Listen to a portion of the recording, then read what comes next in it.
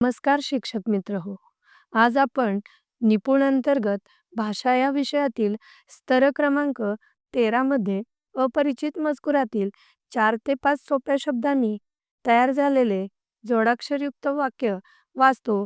हा स्तर मुलांमध्ये कसा विकसित करायचा हे पाहणार आहोत. आपल्याला माहित आहे, स्तर क्रमांक 12 मध्ये मूल अपरिचित मजकुरातील 4 ते 5 सोप्या शब्दांनी तयार झालेले लहान लहान वाक्य वाचतो.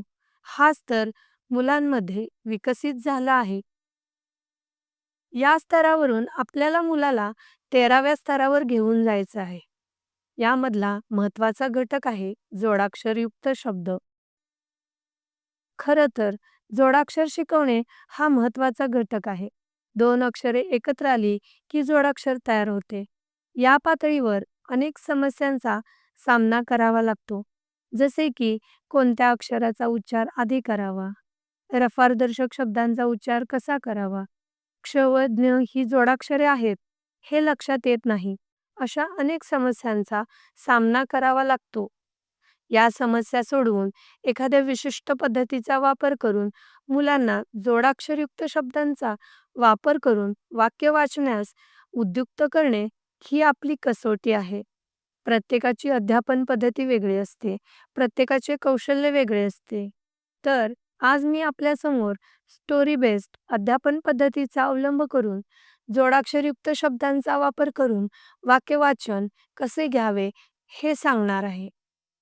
चला तर पाहूया, या पद्धतीचा वापर करून वाक्य वाचनाचा स्तर क्रमांक 13 कसा विकसित करता येतो.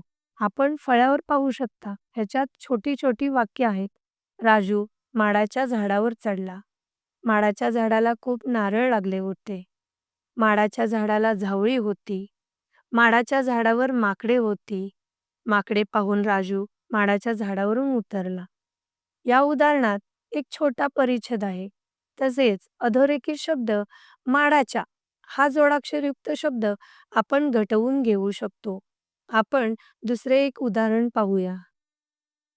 पूर्वा हुशार मुलगी आहे. पूर्वा रोज शाळेला जाते. पूर्वा आजारी पडली. पूर्वाचा अभ्यास झाला नाही. पूर्वा नाराज झाली. या परिच्छेदात आपण छोटी छोटी वाक्ये घेतली असून पूर्वा या जोडाक्षराला अधोरेखित केले आहे. अशा प्रकारे आपण जर छोट्या छोट्या वाक्यावरून हळूहळू जोडाक्षरांची काठिण्य पातळी वाढवत नेलो व नियमित सराव घेत गेलो तर मूल लवकर या जोडाक्षरयुक्त वाक्यांचे वाचन शिकणार आहे.